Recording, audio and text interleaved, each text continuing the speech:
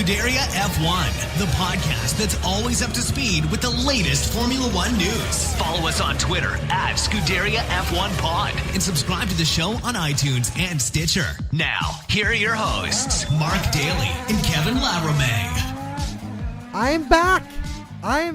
I'm Kevin Laramie. Welcome to Scuderia F1, the podcast that is always up to speed with Formula One with Mark Daly as well. Mark, I want to start the show by saying thank you for holding the fort while I was busy with everything in life. Thank you to everyone that filled in as well. It was a pleasure to listening to you all, but I'm back.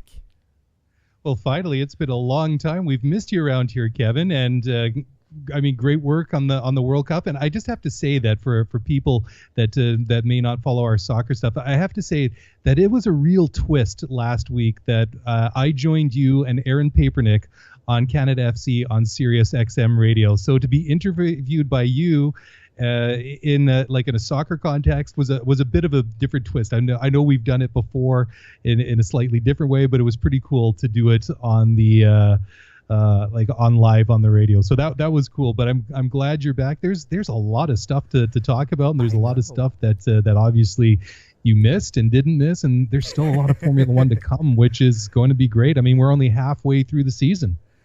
August is almost over, which means the summer vacations for everyone involved in F1 is almost over. Just a few days left before the Belgian Grand Prix kicks off the second half of the season.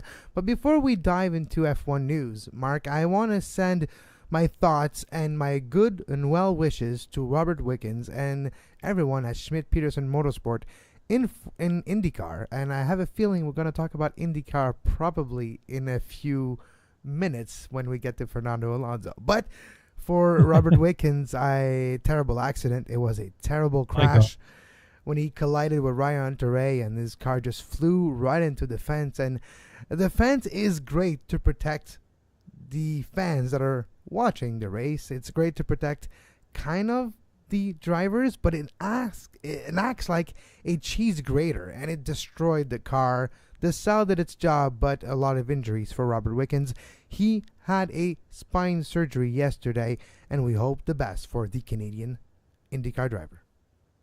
Yeah, absolutely. I mean, it's shocking to see that, and we just know that accidents are a part of motorsport, but when they're big ones like that, it really just makes your heart run cold, and your blood just really... It really chills you, and it's frightening to see. I mean, obviously, we're all happy that he's alive, and we just hope that the injuries that he has sustained he'll recover from as quickly as possible, and that he'll make a full and complete recovery. And obviously, at this point, the focus is on his health and not whether or not he'll be racing again. Hopefully, he will be. But obviously, first and foremost, we're all concerned about Robert Wickens' health, and that he'll be, like I say, healthy again very, very soon. But frightening. I don't know if you saw it, but another driver that we're very, very familiar here in Canada, Paul Tracy, was saying today on Instagram and other social media channels that he would like to see safety improved in different ways. And he basically said the same thing that you were doing, where that the fences are great for keeping cars in the tracks. But there's got to be a better way, because, my God, the way that car literally exploded into 1,000 tiny pieces or more. I mean, obviously, that is what the cars are designed to do, to help dissipate the energy of a big accident like that. But still, the way that he went airborne and over the safety barriers, which would have really helped dissipate that energy more, and probably would have made it still would have been a heavy impact, but the way that he took off and hit the fencing like that was just absolutely frightening, and something that thankfully we don't see very often. But still, that doesn't mean that changes should not be made. Oval racing in an open wheel car is a dangerous way to live. Let's be honest here. Yep. But there's probably changes that could be done on the barriers, and there's the safer barriers aspect. But because of the nature of an oval, not the entire track usually is with the safer barriers, and it's kind of a happenstance. Today I was bike riding along the Circuit Villeneuve in Montreal here, and I stopped and I took a look at the safer barrier just to wrap my head around it too a bit. And I don't know what the solution is for oval. Maybe make the barriers a bit 2-3 feet higher so that you have less fans, maybe, or I don't know what the magic solution could be, but it's not the first time we've seen this. It probably won't be the last, and we kind of have to think, and when I say we, IndyCar has to take a look at what safety measures they could improve with this unfortunate accident. Well, Kevin, it's interesting you should mention that because, of course, it's Circuit Gilles Villeneuve. We've seen some very big accidents over the years. Everybody remembers the big crash that Robert Kubica had in the Williams several years ago before coming down into the hairpin, and the way that his car launched into that little wing wall off of the side of the track, and then really, again, just exploded into a million tiny pieces, and Kubica basically barrel rolled down the track and across the track before coming to a rest against the safety wall on the other side of the track. And then even earlier this year at the Canadian Grand Prix, we saw how Lance Stroll and Brendan Hartley got squeezed up against together, and how Hartley's car got launched into the air. And fortunately, both of them were okay, and I think that was probably a pretty good indicator of why the halo in that incident is so important, and adds an extra layer of safety for the drivers, because that had the potential to be a very nasty accident, rather than just both of them sort of shrugging their shoulders and walking away from that one. So definitely safety is something that has to be first and foremost and at the front, no matter in Formula One, IndyCar, endurance cars, whatever it is. The safety of the drivers and the spectators and everybody involved is the absolute priority.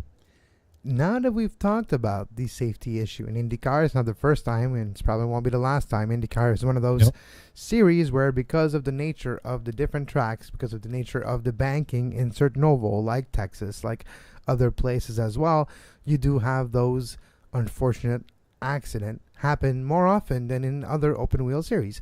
So we'll keep an eye on the health of Robert Wickens and maybe give a few updates when they come available to us. Now let's move to Formula One, Mark. A lot of news happened since the last time we talked. The biggest news of them all, Danny Ricciardo leaving Red Bull for Renault. Isn't it just amazing, Kevin, when you kind of look at what they traditionally call the silly season, just how really silly it was this year? Because it really was hanging on a lot of things. Obviously, we knew that the deal for Lewis Hamilton at Mercedes, it was going to get done. It just, I think it surprised a lot of people how long it was taking to get done. I don't think that it really... I know personally for myself, I expected it done before the Hungarian Grand Prix or German Grand Prix, whenever they announced it in the past month or so. And that was basically, once that was confirmed, it seemed like a no-brainer that they would pick up the option or give Valtteri Bottas a new deal, because he was out of a seat at the end of the year. And then, of course, the other big question, which is still unresolved at Ferrari, was Kimi Räikkönen. And we'll talk a little bit about that in a minute here. But those were really the two, I'd say, logical options if you're Daniel Ricciardo, because if you take the big three teams, obviously it's Mercedes, then Ferrari, and then Red Bull. So if you're Danny Ricciardo and the Red Bull, logically the only place you're going to go is up, and that either meant taking Raikkonen's seat or taking one of the Mercedes seats. And obviously that kind of got sorted out pretty quickly. And and I think it was interesting also some of the discussions that were kind of going around. And there was talk at one point that, or at least Zach Brown, the CEO of McLaren, said that they had serious talks with Ricciardo, which I find kind of interesting. And again, we'll get into the whole Alonso retiring from Formula One and leaving McLaren in a minute here. That it's on the list, and it's a big list this week. It is. Because honestly, I think that Alonso was kind of the last real claim I think that McLaren had to being sort of like a big team, if you want to call them that, considering how they've really slipped back, and they haven't won a race now since 2012. If I'm correct. I think so, off the top of my head. Yeah, I think it's 2012. Yeah, so almost 6 full seasons. Yeah, so that always to me felt like a stretch. And then the only other logical one seemed, or I don't even know if it was logical, maybe the outside choice, which actually turned out to be the first choice, was Renault. because I think it just seemed to be a matter of time that they would just say that Carlos Sainz would not be coming back, because he's not even a Renault driver. He was just basically loaned to them in that whole really complicated situation that came up at the end of last year when McLaren broke the deal with Honda, and the Toro Rosso took the Honda engines and they gave their Renault engines to McLaren, and that whole complicated situation, and just how badly that relationship between Red Bull Racing and Renault went. I mean, talk about things kind of went, bad breakups. That's been a pretty bad breakup, because I mean, if you see what Cyril Abiteboul has been saying, that we've stopped listening to Christian Horner like years ago. So, it's kind of crazy. You're a long time. You're right. Yeah, exactly. Just the way Renault reacted to this whole situation, and let's not underestimate the importance of Red Bull changing engine next year, going with Honda, with the decision of Danny Ricciardo to go to Renault. Maybe he's anticipating a dip in performance in Red Bull next year with the Honda engine. It has been more reliable with Toro Rosso than it has been with McLaren. The performances have not been too shabby with Toro Rosso when you regard the entirety of the car and the budget of that team. But can it take over Renault as an engine for Red Bull proper?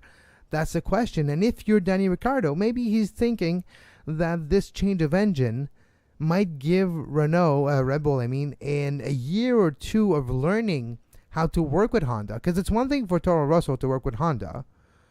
Who's the biggest entity in this? It's Honda, right? So Toro Rosso will probably follow the guidelines a bit more and learn to work with Honda.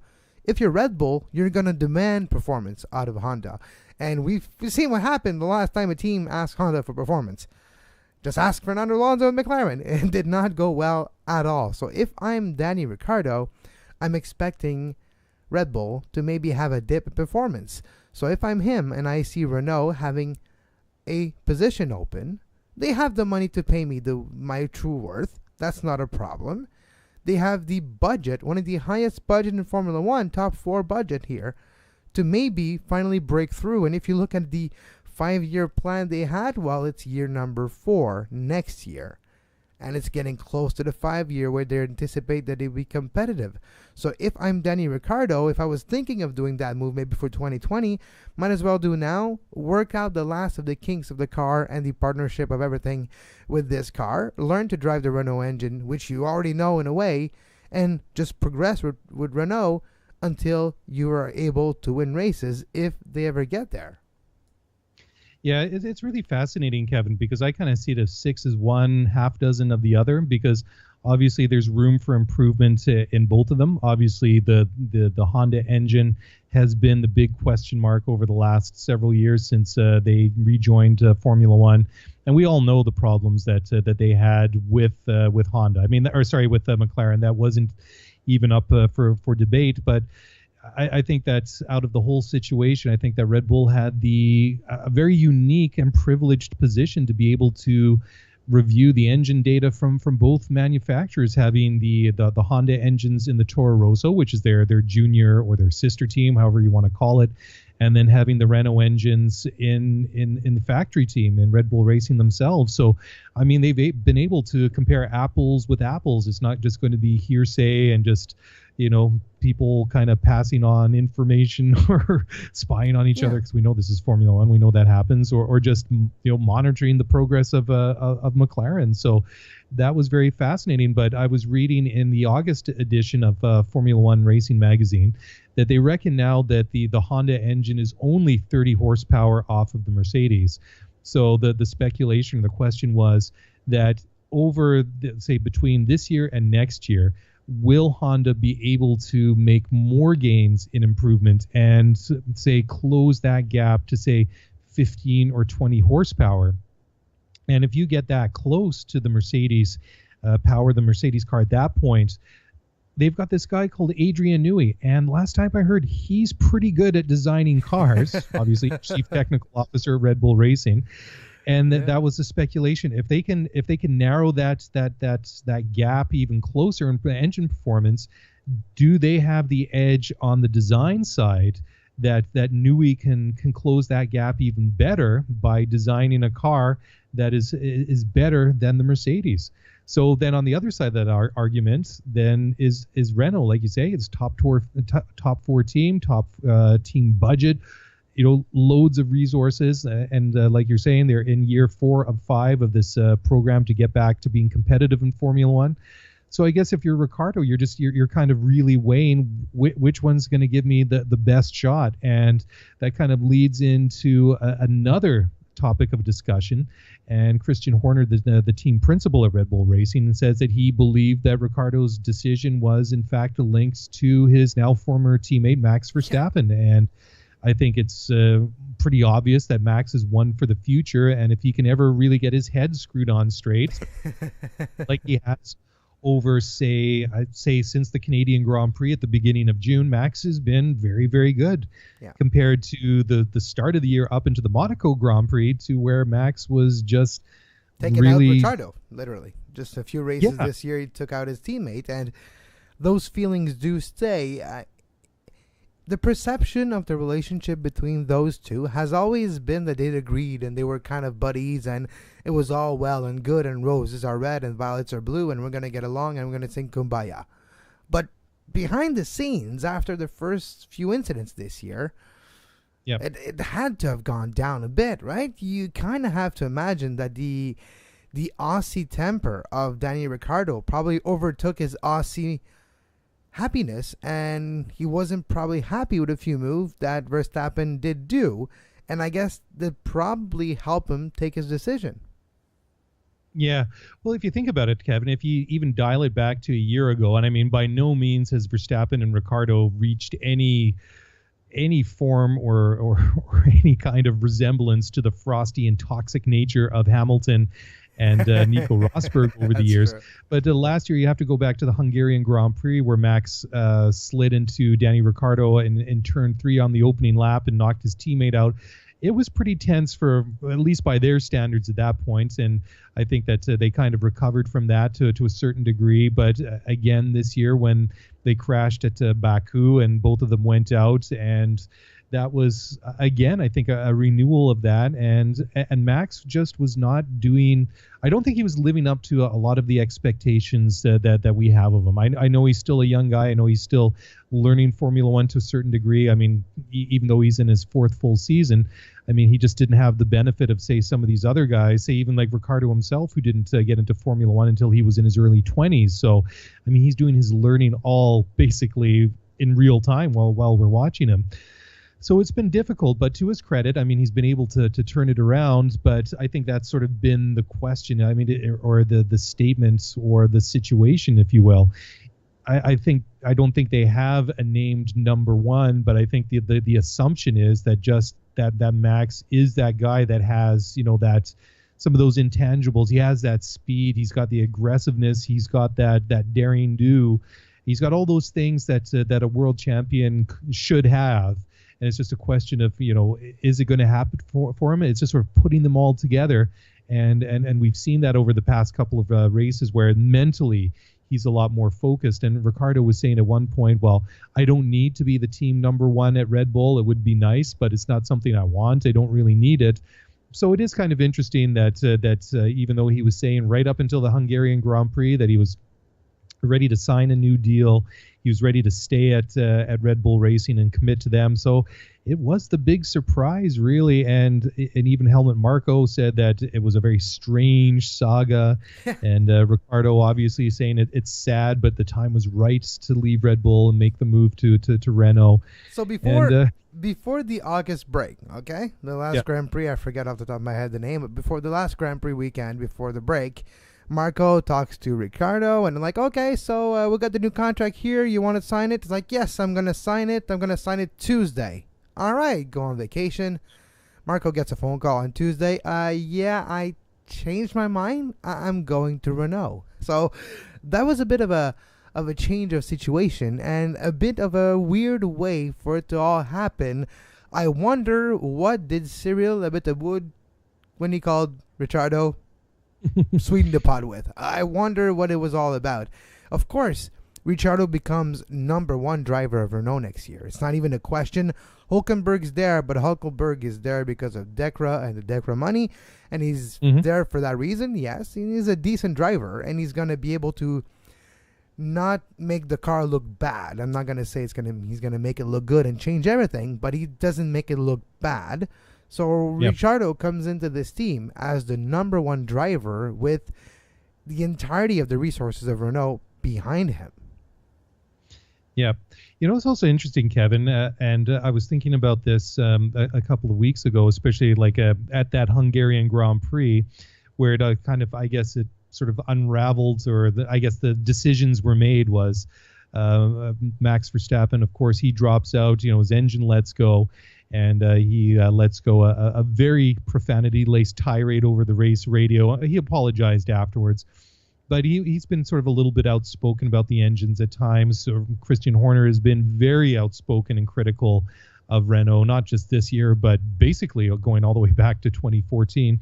But the only guy that's never really spoken up, I mean, he's talked about things, but he's never been overly critical, especially now not about Renault, was Danny Ricciardo. So maybe he had some criticisms in private, but in the public arena, at any rate, Danny Ricciardo has sort of really played his cards close to his chest, and obviously he didn't burn those bridges. And, well, I mean, if Renault are able to produce a more competitive car next year or the year after for him compared to the Red Bull, then that might prove to be a very, very good decision on Ricciardo's part, not to, to be cautious and maybe political and not upset anybody at Renault.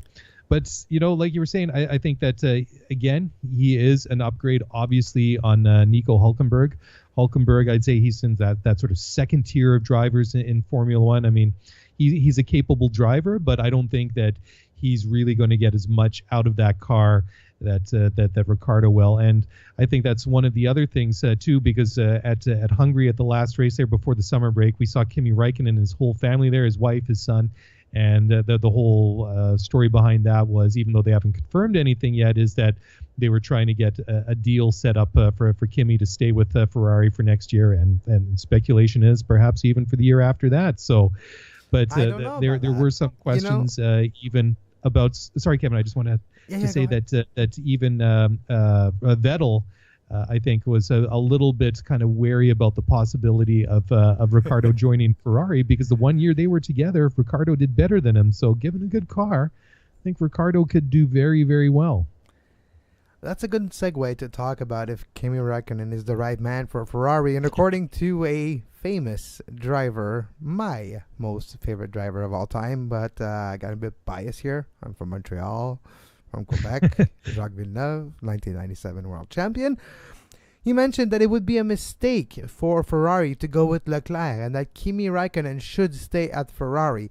But Mark, in the history of this show, especially the last 2 years, I've always talked this way about Kimi Räikkönen. Yes, he's fast, he's good, he's a good teammate, he helps you, he helps develop the car and all that. But for me, he always seems like he was missing the hunger. He was missing that little anger as well that you kind of need, and youthfulness in a way. Look what Verstappen did when he took over for Kvyat. He won Barcelona, yes, but then he continued to help and develop that car. And I think Ferrari, for them to truly bridge that little gap left still that they have versus the Mercs, I think they need that. And it's going to take time. There's going to be some growing pains. But if you think of making the change in 2020, there's going to be so much rule change between 2019 and 2020 as well, and 2021 after. Why not make it now and have Leclerc have to adapt and understand and discover Formula One, discover everything in a way that would benefit him in the long term? And Vettel's not going to stay at Ferrari for 20 years. And Leclerc, he's so young that he could be the guy who takes over after the guy. So if I'm Ferrari, as much as I hate to disagree with Jacques Villeneuve, and he has more experience than I have in a Formula One car, so let's make that clear. He knows more what he's talking about than I am. But if I'm Ferrari, I kind of have to favor Charles Leclerc. He's been so good with a terrible car this year. Of course, the car looks amazing, maybe the nicest looking car in the entire grid, but I have to say, maybe Ferrari needs to add a bit of youth and superstar power to a team that, yes, they're great, Vettel's great, it's Raikkonen, it's the same old, but a little bit of change sometimes helps move things along. Yeah, the thing is with Kimi, it's almost like the safe choice, right? You kind of know what he's going to get. He's not going to really threaten Vettel because, Vettel is just that little bit faster than him. But, it's interesting. I think that the Hungarian Grand Prix a couple of weeks ago was the perfect example of how a team and a teammate should work, whether it was intentional or not. Once Lewis Hamilton was out in the lead there and Ferrari botched Sebastian Vettel's pit stop, and he came out just behind Valtteri Bottas. Bottas, I don't know if it was intentional, whether he was just lapping a little bit slower, or he was ordered by the team, or he just wasn't as fast as Sebastian Vettel. Whatever the case may have been, it worked ideally for Mercedes because he kept the two Ferraris at bay, basically right until the very end. And by the time that Vettel was able to get around him, well, there were only a couple laps left in the race, and Lewis Hamilton was miles ahead on the track. I mean, that was going to be a thing, regardless if Vettel was quicker than both Bottas and Lewis Hamilton. He just was not going to catch up and do it at that point with a couple of laps left. And of course, there was a whole thing with the trading paint with one another, and the whole sort of the controversy that surrounded that with Bottas and Vettel, and then Raikkonen as well. Or sorry, with Ricciardo. I mean, obviously Bottas. I'm getting my fins mixed up here, Kevin. It's first week back from summer break, and I've just come back from my holiday as well. So Raikkonen, the Ferrari Finnish driver. But the point is that Bottas did exactly what he needed to do. He really provided that buffer between Hamilton and the Ferraris to let Lewis just do what he needed to do while slowing down the two Scarlet Ferraris and just basically running interference to the point that it didn't really matter if they got in front of them. They'd pick up extra points in the World Championship. But the thing was, by that point, they weren't going to challenge for the top step on the podium. They weren't going to challenge for the win. And that's the thing that we've seen not just in the race, but also in qualifying. And sometimes Kimi, he has that one little moment in qualifying and just can't really do the same thing, sort of run that interference and kind of shake up the order a little bit and back up his teammate, because there's quite often, you see Vettel mixed up there with the two Mercedes, and you really need that second Ferrari in there to really be effective. So whether or not, Leclerc would be the guy to do it. I mean, and let's be honest here. I mean, what he's done in that Sauber this year, obviously not one of the best cars in Formula One, is absolutely amazing. I mean, I know the last couple of races hasn't been quite as good for Leclerc as, say, maybe the previous several. I mean, maybe even going back all the way to the beginning of the year. But the thing is, I mean, he's consistently outperformed his teammate, outqualified him, and he's made it into Q3. He's into the top 10. He's really punching above his weight in a car, and he really doesn't have any business to be there. I mean, the difference between him and Marcus Ericsson is night and day. So, I mean, obviously he's able to exact that much performance out of a car that has its issues. And so given a really good car like a Red Bull or a Ferrari or a Mercedes, who knows what this guy could do. The thing is, you're going from a smaller environment at Sauber, where maybe you're protected and then maybe nurtured to a certain degree, to being under the microscope in one of the biggest and the pressure of not just one of the biggest teams in Formula One, but one of the biggest teams in motorsport anywhere in the entire world. So is that timing just right for Leclerc to make that jump? Because, I mean, honestly, Ferrari's never given young drivers like him a shot. So where is that trade-off? Do you give him one more year at Sauber? Do you give Kimi one more year to have like a final farewell tour?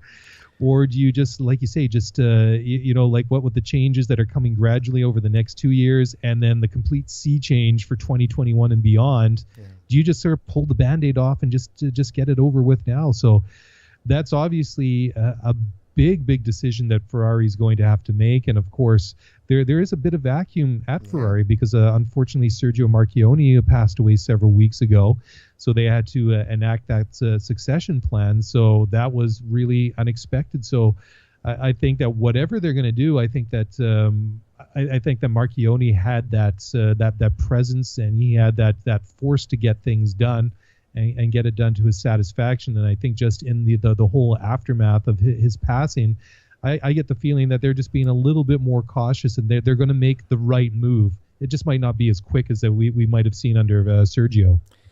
Sergio Marchionne was very conservative, though, as well, with his decision. So maybe now is the time. There's a saying in French that goes this way. I'll say it in French and I'll say it in English after. Qui risque rien n'a rien. Who risks nothing gets nothing. And is Ferrari really happy playing second fiddle to Lewis Hamilton over the last 4 years? And is there any way that's going to change this year? Probably not. You kind of have to throw a monkey in the wrench. And maybe Vettel gets a bit complacent too. And maybe you need to shake him up too. What if he finishes second in FP1 and FP2 because Leclerc is a bit faster? Could be totally the opposite too. But if you don't risk it, if you don't try it, guess what? You're not going to know. And the beauty of this sport is, if it doesn't work out, we've seen worse things happen. You pull a Kvyat, you send him back to Sauber, and you bring back Raikkonen or something. That can always happen. But if you don't give the driver a chance, you'll never know. And the last young driver that was given a chance in Formula One before people were thinking that he's ready is Max Verstappen. And look where he is now. 2 wins, podiums later, great performances all around, majority of the time. So maybe we are moving away from the old veteran driver. And if you look at the landscape of the entire driver peloton, there's some good young drivers out there. And it's all well and good to talk about them as the futures. But if you don't want Leclerc to become a Pascal Verheyen and just disappear off the face of the earth, you have to give him a shot. And now, as good as any time. Yeah, and Kevin, just before we take a quick break here, I just want to make the point that Daniel Ricciardo was saying not so long ago that having a strong teammate like a Verstappen really pushes you to be better. And I think that Vettel naturally is just that little bit faster than Kimi Räikkönen without really having to push himself even further. And like I was saying earlier, we saw at Red Bull Racing in 2014 that Ricciardo was better than Vettel. I mean, there's all those there's other side things too, that he knew he was going to Ferrari after the end of that year. He'd already won 4 world championships, so maybe he was to a certain degree maybe going through the motions. But the thing is, what would it be like if he had a guy that was closer to him to push him and just motivate him a little bit more? Because obviously, I think that Verstappen and Ricciardo were better than Hamilton and Rosberg. I mean, Rosberg obviously not quite as quick as Lewis Hamilton. Not very many people are, but was able to outperform Lewis on occasion. Was able to push himself to try and match Hamilton as best he could. And I think that's one thing that's benefited Red Bull. And I mean, you see over the years, the past couple of years, just how things have gone back and forth, and how they've been able to score wins and podiums at Red Bull between Verstappen and Ricciardo. That isn't maybe expected all the time. And I think that what they've lacked maybe in the power of the Renault engine, they've made for with some of the other things like the performance and the handling of the car itself. And then just the drivers, 2 very good drivers in Max Verstappen and Danny Ricciardo, pushing each other, or at least feeding off of the other guy, and just motivating them to be faster, to be better, and just, hey, I want to beat that guy that's sitting across from me in the garage. So I think that maybe Ferrari could do that, because I've been thinking that just based on the consistency this year, that even though it's been swinging back between Mercedes and Ferrari and occasionally Red Bull, that just in the bigger picture, that Lewis Hamilton has just been more consistent than Sebastian Vettel. You think about Vettel's lunge at turn 1 at Baku, that didn't stick and dropped him back, so he lost points there. And then more recently, for example, just to use a couple here, is when he slid off into the gravel at the German Grand Prix while leading. And you look at the result there, and then in Hungary, and what had been a slight advantage in the World Championship for Sebastian Vettel over the course of 2 short races, literally back to back, reversed and has now been opened up into what has started to be a fairly comfortable gap at the top for Lewis Hamilton. I mean, obviously there's a lot of races to go, but still, it's amazing how things can change quickly. But maybe that's what Vettel needs, is just another guy there to really just push him a little bit more, and by virtue of that, just push Ferrari a little bit more and become more of a consistent double threat to Mercedes-Benz. Yep, exactly. So we'll see what happens with this. But how about a little word from our very great and generous sponsor? Yes, today's show is being sponsored by Formula One. Sorry, not Formula One, but Codemasters, the developers of the official Formula One video game, F1 2018. It is available to buy starting on August 24th, and it's available now for pre-order at formula1game.com. And that's available on all your favorite platforms, including Xbox One, PS4, PC, DVD-ROM, and Steam games. And it is absolutely amazing. I've been playing it for the past week or so. It's amazing. The previous versions have been outstanding, but this one is even better. So basically, you get to live the life of a Formula One driver. There's pressure to perform on the track and also off it, dealing with the media, your team, and even more. You get to manage your ERS, be your own mechanic, and it's really cool. The data, the handling in the cars for this year is upgraded and improved. And get this, it's really cool. The handling for the cars in this year's game is based on real-life Formula One data. And there are also team-specific upgrades. And this year, really cool, they're bringing back all 12 of the classics from F1 2017. And there's going to be 20 classic F1 cars this year, including the 2009 Braun BGP 001, the 2003 Williams FW25, and my favorite, if you guys are fans of Niki Lauda and James Hunt, and you want to have your own version of Rush, this year's version, F1 2018, includes the Ferrari 312 T2 and the McLaren M23D. So go back, a flashback or a throwback to 1976. So it's absolutely wonderful. So it's also multiplayer features are new and improved for this year. It has a new F1-inspired super license system, which promotes clean, fair, and competitive online racing and improved matchmaking, which matches you up with other players of comparable skills. So, guys, highly recommended. Get in there, pre-order your copy of Formula One 2018 online now at formula1game.com, or buy it on Friday, August 24th on Xbox One, PS4, PC, DVD-ROM, or on Steam. And if you want to go check it out, head on over to formula1game.com. Lots of previews, lots of screenshots, and if you haven't played it, and unfortunately not very many people have, I can say it's absolutely fantastic, so go check it out. And the reviews, by the way, Mark, the reviews are out, and it's probably the best F1 game ever. And I'm going to have the chance to play it in the next few days. I'll take my steering wheel and all my setup out of storage, and I'm going to start driving F1 2018. And I'm probably going to make a few videos, too, because one thing with the brand new studio is I can record myself playing. So you'll be able to see me drive and see the result on your screen. Kevin testing F1 2018. And, it's great to have the classic cars, and it's great to have the handling too. That's going to be fun.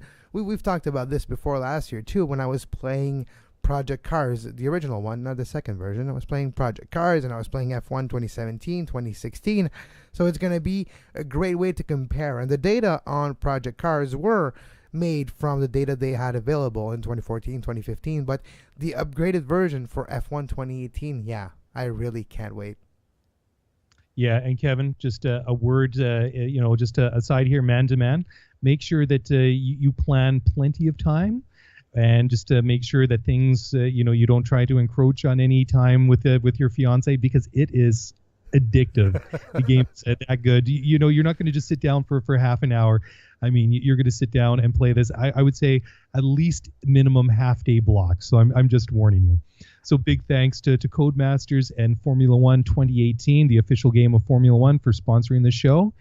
And Kevin, back to the topic at hands. I mean, I'd say pretty much about 3/4 of the way of one of our usual shows, and I don't know if we're even halfway through the list of topics we wanted to talk about. Yeah. But we've only barely touched on it. I mean, it's been all Ricciardo and just some of the big topics in the drivers market so far.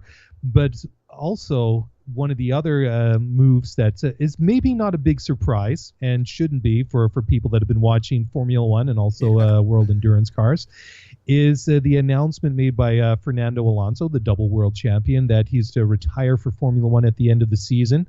So he's obviously given up his seat at McLaren.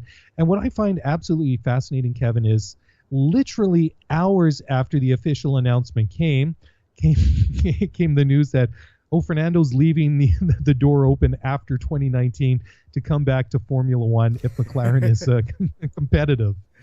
Yeah, it's just trying to make sure that he gets all his duck in a row just in case. But, I don't think it's going to happen. I think Fernando Alonso is done with Formula One. And one of the big reasons for Fernando Alonso to take that decision is the lack of action on the track, the lack of overtaking, the lack of his talent showing through the result of a car. Because of the lack of performance, the lack of reliability, and the lack of know-how, to be quite honest, with McLaren over the last few years, his talent has not shown through. And just go back to the Indy 500 last year. Fernando Alonso discovered that, you know what? The car is okay. The cars are all similar, but my talent does shine here. So, let's face it. There's a very high probability that the 2019 season, Fernando Alonso does a full-time IndyCar calendar. Yeah, and it's not really a real surprise. And, I mean, Fernando can say some of these things that it wasn't, he didn't want to stay because of the lack of spectacle and all those things, or track action or whatever it was. But the writing was on the wall, and the writing's been on the wall ever since, like you say, Indianapolis 2017. I mean, he wanted that shot at the triple crown of motor racing, being Monaco, being the Indy 500, and being Le Mans. He gave the first crack at Indy, and that didn't work out. Unfortunately, his engine let go, ironically, towards the latter stage. It was a Honda engine too, just to make sure that you twist the knife really carefully, Yeah, exactly right. So it had to work out that way, of course. But then this year, he goes and races for Toyota in endurance cars. They win Le Mans, and I think from then it was just a matter of when is he going to make the announcement and then make a serious crack at winning the Indy 500 and win that triple crown. I mean, he'd be the only guy since Graham Hill to actually do it. I mean, a lot of guys have got 2 out of the 3 legs. I mean, Jacques Villeneuve, of course, has won in Monaco. He's won the Indy 500 several times. And he finished second in Le Mans. So with Ricciardo Zonta back a few, 10 years ago maybe or something? Something like that, yeah. So, I mean, that's obviously Fernando's big thing, right? I mean, Sean Bratch is the commercial director at Formula One, the governing body, or the managing arm of Formula One, said that Fernando was right to say that. But I mean, to say solely that was the reason why he was going to leave Formula One seems like a little bit of a parting shot, and I think even more so because earlier this spring or earlier this summer, Ross Brawn in Formula One pushed through those aerodynamic changes to the front wings to help increase overtaking for next year. And of course, and surprisingly, I talked about it in the last episode, just how there seems to be this unheard of teamwork between the teams in the paddocks to really form this vision and these regulations for post 2020. Which is unheard of. So it's not like, I mean, it's okay to say the lack of spectacle or lack of action up to this point. Absolutely. I totally agree with them. I mean, some of the races that we've seen, Monaco this year, if it wasn't for Ricciardo having that problem with his MGUK, then it would have been even worse. But I mean, that was just, I think, one of the highlights for that just proved how bad it can be. But they have been trying to correct that, and under Liberty Media, they're trying to do things that are just unheard of, that Bernie Ecclestone previously either didn't want to or was just unwilling to, or didn't, whatever the case was, to make those changes. So to suggest that that's the whole reason that's, to leave, yeah, that's not really so much of it, because it will be addressed. Whether they get it right, well, we'll find out next year and the years thereafter. But the move is there, and the fact that everybody seems to be working together for this common good is very encouraging. And Fernando, it's just really interesting, because there were other comments coming out before he made the announcement. Christian Horner said that Red Bull wouldn't try to sign him because he causes quote unquote chaos wherever he goes. And unfortunately, right? Because he calls it like he sees it. Doesn't mean it's always right, but he calls it like he sees it. And Mark, we're not surprised by this decision, just because we hear him quite often on race radio, and it's never really you don't hear a guy who actually likes what he's doing, do you? Like, he's not feeling like he's enjoying driving those cars. And at the point where he is in his career, if you don't like what you're doing, guess what? It's time for a change. It's time for a change. And yeah, that's true, right? And I think ultimately, that Alonso's legacy in Formula One is going to be quite mixed. I mean, obviously, there is no question that he is one of the best drivers ever, talent-wise. But there was some comments in 1979 world champion Jody Scheckter said the other day that he thinks that Alonso is overrated. He said talent-wise, he's a great driver, but he disagreed with the comments that Felipe Massa said that he considers Alonso as good as Michael Schumacher. Well, no. Okay, two world championships that Alonso got, obviously a fantastic achievement. I mean, most guys in Formula One never even get one, let alone two. But to compare him to Michael Schumacher in 7, I mean, Michael Schumacher is one of the best of all time, and obviously he's the most winningest driver from a championship point of view of all time. And I agree with Scheckter. I think that's in that point of view, he is somewhat overrated. Talent-wise, I think he is as quick and as talented as any other guy that's ever driven Formula One, and he deserves to be mentioned in that conversation. But it's not about the talent, it's about the poor decision-making skills that Fernando Alonso has had over the last decade, right?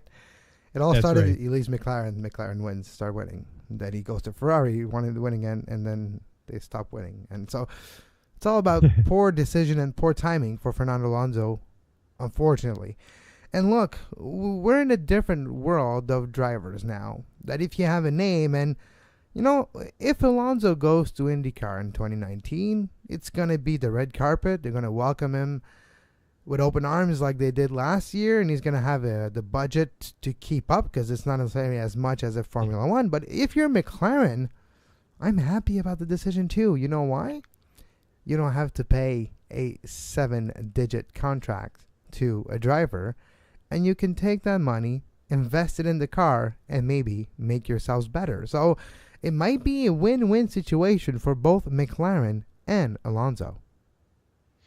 Yeah, and I think it's a good move for McLaren as well, because, like you say, it opens up a lot of money, and I think it's interesting too that they're giving a shot to Carlos Sainz, because there was quite a bit of discussion before the whole Ricciardo thing working out at Renault. Obviously, like I was saying earlier, Sainz was going to be on his way out, obviously, because of that relationship he has with Red Bull Racing, and there was talk that maybe Ocon was going to go from Force India to Renault. And honestly, I didn't really see or predict that Sainz would end up at McLaren. Although I didn't predict that Ricciardo was going to go to Renault either. So what do I know?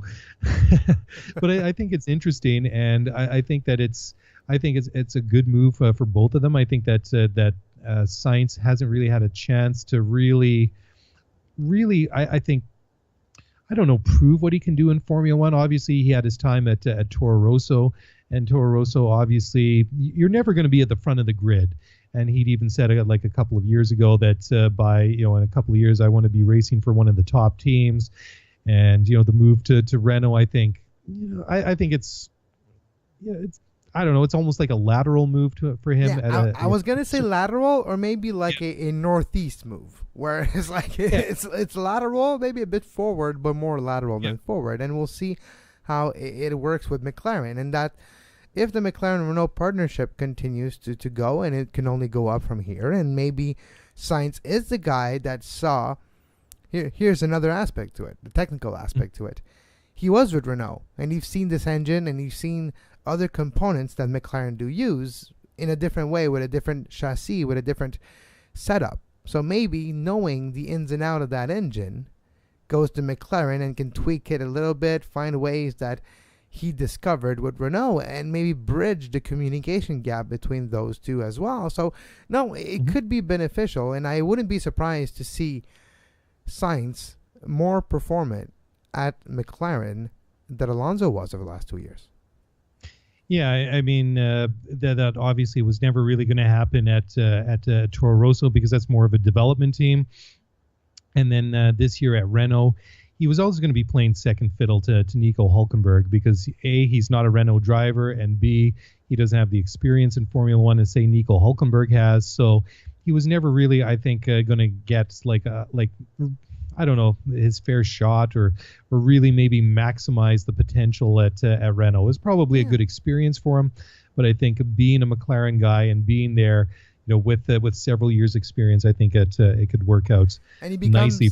And he becomes number one driver too, right? It's not going to be Van Dorn, the number one driver. Never mind if he's just going to be there. No, I think that's already done. But it's not going to be Stoffel Van Dorn, who's number one driver at McLaren. It is Carlos Sainz, and it's a bit of a new beginning. And now they don't have to manage the ego of Fernando Alonso. When you think about Zach Brown of the last 2 years, what do you think about? Him trying to soften up the comments of Alonso. He doesn't have to do that now. He can focus on being the CEO of McLaren. God, that just sounds exhausting thinking about it. Having to deal with a personality and an ego as big as Fernando Alonso's. I think that if you're Zach Brown, I think you're just looking forward to getting this car right, getting back, moving up the grid, and being more competitive. So I know that they love, or at least publicly, they say that they love Alonso with McLaren.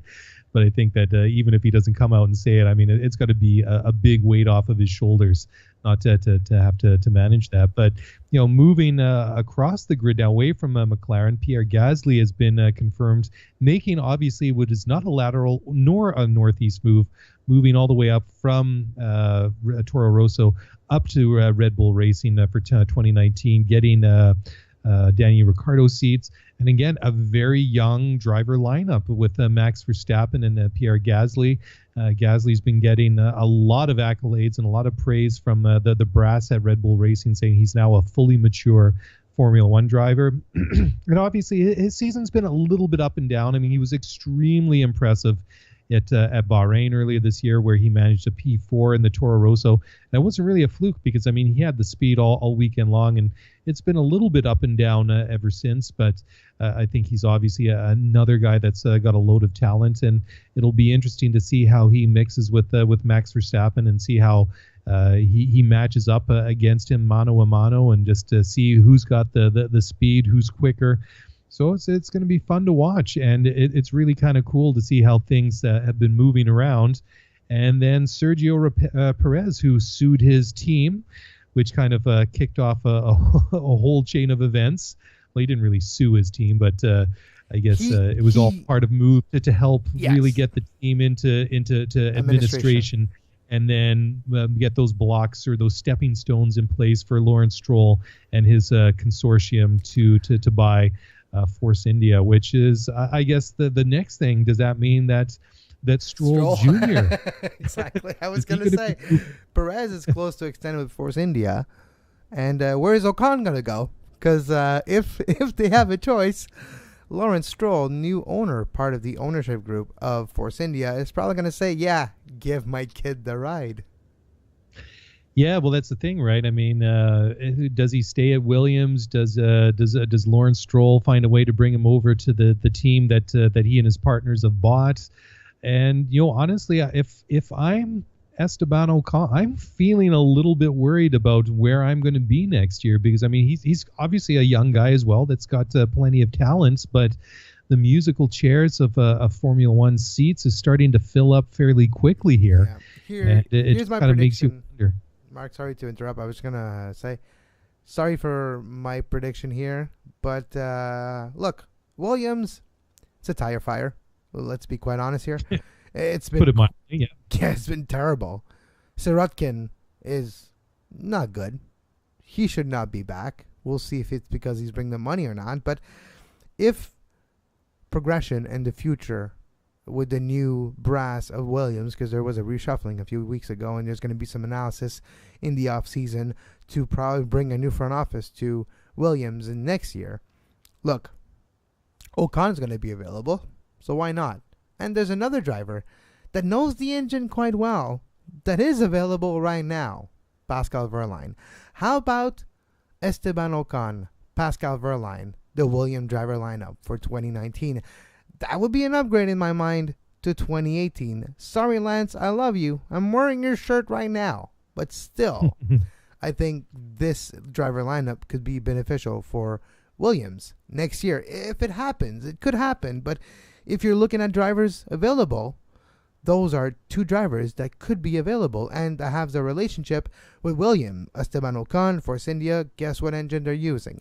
And if you're looking at Pascal Wehrlein, reserve driver for the Mercs, look what engine he's using. And yes, those two moves could be possible. Yep. So, I mean, silly season has been fascinating over the past couple of weeks. And, you know, Kevin, I don't remember an eventful summer break in the past, well, in recent memory, at any rate, that we've seen over the past 2.5 or 3 weeks, ever since the end of the Hungarian Grand Prix.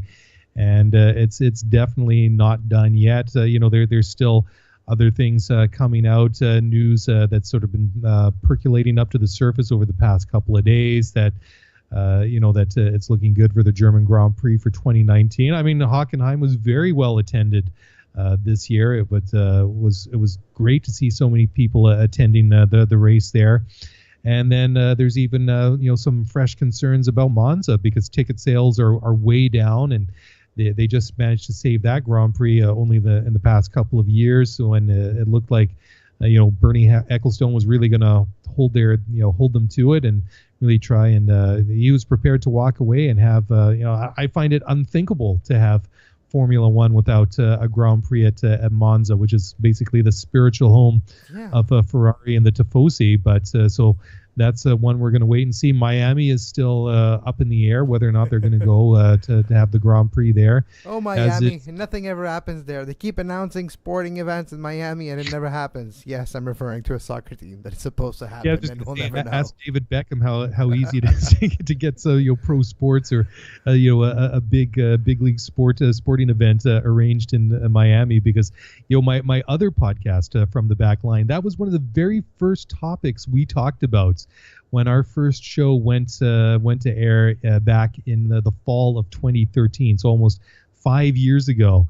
And it took almost that long to get that franchise to Miami for David Beckham, and it still doesn't even seem it's a certainty now. What with the land for the stadium and whatnot. So I don't think regardless if Stephen Ross is involved and all the power and the abilities that he has to get that done, it's not by no means an easy thing to get sorted out, and it's by no means going to be done anytime soon, based on previous history. No, exactly. So we'll keep an eye on this. We'll keep an eye on the next few weeks of news to come back next week with a review. But before we end the show, interesting remarks by Renault that says standard parts for Formula One, because it's one of the ideas that Liberty Media and the head honchos of Formula One have to maybe level the playing field a bit, to have some standard parts or a standard engine or other.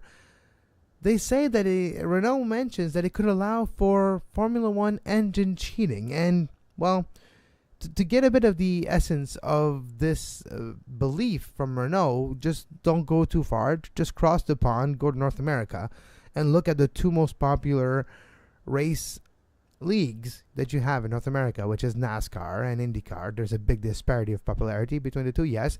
But those two have a similar way of dealing with competitiveness where there's not that much change between the cars, and it's more how you handle the pieces that you're allowed to have. And they have rules. Some weeks something is legal, the week after it's not, and there's a lot of gray areas, and that gray area is what Renault is worried about. That if you have standard parts, what can you do to those parts? What can't you do to those parts? How can you affect those parts? Can become a bit engine cheating, and that's a fear that Renault has if Liberty Media and the teams go in that direction. Yeah, it's interesting because, there was a bit of a controversy earlier in the year that Ferrari was somehow getting around the rules with some of the parts that they had on their engine. So maybe that is an answer. And, honestly, it's a bit of a struggle for me because I see some of the sense in having some of these standardized parts, say brakes, for example, that would make a lot of sense because let the teams or the manufacturers build what's to their expertise, right? So let them design the chassis, let them design the engine, but brakes and things like that, who really cares? It's just give them all the same brakes and then let them try and exact the advantages in other areas. Obviously, chassis and engine, gearboxes, those are the big ones. So obviously, if they were to put standardized parts on the engine, how would that affect that ability for the different engine manufacturers like Mercedes, Ferrari, Renault, Honda to build that competitive engine? So maybe that is a partial answer to it. If you have these so many standard parts that everybody's using, regardless if you have a Mercedes or a Ferrari engine, it's the ingenuity and the engineering and the application of the knowledge and to be able to develop the engine to make yours just that much more powerful or get that much more horsepower out of it compared to that Honda engine or whatever it might be. So I think it's interesting. I think I'm not against the idea of standardized parts. I'd have to see maybe how they propose to do it, but I think it's an interesting concept that Renault is putting out there. Why waste resources and research and development time and money on parts that don't necessarily affect the performance and that can just make you worse, maybe against your competitors? And the fear of Renault on that aspect comes where they don't want to lose their advantage. And that's a very selfish way to look at it. It's just Renault or just Ferrari or just the Mercs or just another team that has an advantage over another. That's just saying, look, I don't want things to change because I got an advantage. Well, we live in an ever-evolving world. And the advantage that you do have is experience and knowledge and know-how and manpower. That will not change even if you have standard parts. Just the way you use that know-how, that manpower, and those resources to your advantage will change. So it's a bit of a fear of change in my mind and not necessarily a fear of cheating. So we'll see where Liberty Media and Formula One management takes those ruling and where the team association takes it as well. And I think it's all related, and this is all to trying to direct the narrative of where the rules should go, and it's a ploy by Renault and their associates on the grid, so basically everyone that has a Renault engine, to back this statement in a way that, look, we don't want to lose our advantage, basically. Well, guess what? It always happens, and every time there's a big switch of rules every 5-6 years, there's a change of hierarchy in Formula One. And if you're Renault, how about you embrace it and you're trying to be the one team that does make the most amount of change and goes on top of that hierarchy after the rule change? That's how I would look at it. That's how I would approach it, and not necessarily be afraid of it, but embrace it. Yeah, exactly. And Kevin, I think just before we wrap it up here, we can just maybe refresh all of our collective memories here with the standings in the Drivers and Constructors Championship. And we'll start over on the driver's side. Going into the Belgian Grand Prix at Spa-Francorchamps this weekend, one of my favorite circuits, it's still Lewis Hamilton on top of the Drivers' Championship with 213 points. 24 points, almost a race win, ahead of Sebastian Vettel with 189. Kimi Räikkönen sneaking up on his teammates a little bit, third place, 146 points, followed by Valtteri Bottas with 132. And then you have Danny Ricciardo and Max Verstappen rounding out the top six. Danny Ricciardo with 118 points, Max Verstappen with 105. And then moving over to the Constructors' Championship, of course, it is just between Mercedes and Ferrari, very tight in the Constructors at the moment. Mercedes leading the way with 345 points, only 10 points ahead of the Scuderia with 335. Red Bull Racing in third place with 223. And then it's a long way back to Renault in fourth place. And they have a mighty total of 82 points. So there you go, Kevin. Exciting. Looking forward to getting back to racing this weekend. And, you know, I almost hate it a little bit once you get that summer break out of the way, because I always find that second half of the season goes a lot faster than the first half. But, hey, we're back to racing. I guess that's all that really matters. Back to racing. Lights are off, and it's time to go. Thank you, Mark, for your time tonight. It was really fun to be back. Yeah, it's great. It feels just like old times, and it's been a lot of fun. Like I say, it was cool to do Sirius XM radio together, like on opposite sides of the mic, but very cool to get back and talk Formula One. Both of us, it seems like it's been a very long time. And thanks to Codemasters as well, developers of Formula One 2018. F1 2018 will be available August 24th at f1game.com and anywhere you get your video games, Steam, PS4, Xbox One, and online on DVD-ROM as well. And until next time, for Mark Daly, I'm Kevin Laramie. Thank you all for staying with Mark and all the co-hosts that filled in for me over the last few months. We really appreciate it. I'm back. I appreciate talking F1, and I miss you all. And we'll see each other next week. And until then, have a great Formula One.